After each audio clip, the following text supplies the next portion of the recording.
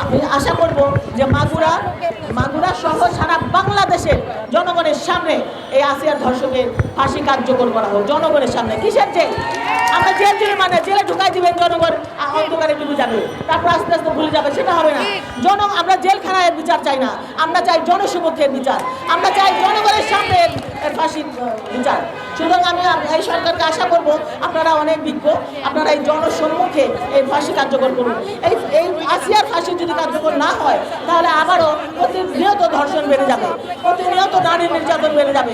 আমরা নারীরা প্রত্যেকটা স্তরে নির্যাতিত হচ্ছি। আমার বোন রুমা আক্তার বলেছে, আমরা নারীরা সর্বক্ষেত্রে নির্যাতিত। আমরা নির্যাতিত হই না, হইতে চাই না।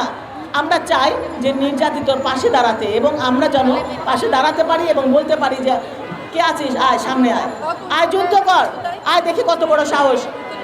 আমাদের সামনে তো আসার সাহস নাই, আছে ছোট ছোট বাচ্চাদের বিরুদ্ধে পাশবিক নির্যাতন করতে। এদের লজ্জা করে না? আসলে এদের মানে আসলে আমার বোনরা বললো, এদের এরকম পাশবিক নির্যাতন করে ফাঁসি দেওয়া উচিত। মানে ধিক্কার জানাই, আমাদের প্রত্যেকের ঘরে এরকম শিশু সন্তান আছে, আমাদের নাতি নাতনি আছে, তা আমরা কি তাদের মধ্যে চিন্তা করি না? এই যেটা করলো আসিয়ার বোনের শ্বশুর, এটা যদি দেখতো অন্ধকার ঘরে তার মেয়ের সঙ্গে করেছে, তাহলে কি হতো? তাহলে আসিয়ার শাশুড়ি কেন এটা বিচার করলো না? কেন আসিয়ার শাশুড়ি নিজে তার এইগুলার তার সন্তানকে কেন জন্ম দিল? কেন আসিয়ার বোনের মতো বোনের স্বামীর মতো সন্তানকে জন্ম দিল আসিয়ার বোনের শাশুড়ি? আমি ধিক্কার জানাই। সেই জন্য আমি আসিয়ার শাশুড়ির আজকে আমি করছি।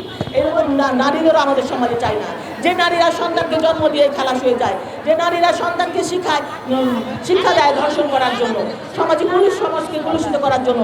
এরকম নারী সমাজ আমাদের দরকার নেই। আমরা সেই নারী হতে চাই যে নারী সবসময় পুলিশের পাশে ঢাল হয়ে দাঁড়িয়ে দেশের প্রত্যেকটা বিপদের সময় ঢাল হয়ে দাঁড়াবে এবং দেশকে রক্ষা করবে, এবং প্রত্যেকটা নির্যাতিত নারীর পাশে দাঁড়াবে। আমরা সেই নারী হতে চাই। সেজন্য আমরা বলতে চাই, আমাদের দেশে হবে সেই নারী হবে, কথায় না বড় হয়ে কাজে বড় হবে। তো আসিয়ার শাশুড়িরও আমি ফাঁসি দাবি করছি, এবং এই যে শেখ হিটু শেখ নাকি, এবং তার ছেলে যে ধর্ষণ করেছে, আমি অনতিবিলম্বে আমি আশা করব যে 180 দিন নয়, আমি আশা করব যে অন্তত এই সপ্তাহের মধ্যে কার্যকর করুক। কারণ আমরা সারা বাংলাদেশ জেগে উঠেছে, এই মাগুরা সহ সারা বাংলাদেশ আজকে প্রত্যেকটা শিক্ষা প্রতিষ্ঠানে মানববন্ধন হচ্ছে, ঘরে বাইরে সব। কেউ বলতে পারে, কেউ বলতে পারে না। এই লজ্জা আমরা কোথায় রাখি? আমাদের লজ্জা থেকে বেরিয়ে আসতে হবে। কি লজ্জা হয়েছে আমাদের সেটা বলতে হবে। সে আমরা অনতিবিলম্বে ফাঁসি দাবি করছি, এবং আমরা আশা করছি খুব তাড়াতাড়ি এই ফাঁসি কার্যকর হবে। সবার সাথে আবার দেখা হবে ইনশাল্লাহ। আমি সাংবাদিক ভাইদেরও বলবো, আপনারা আমাদের পাশে থাকুন।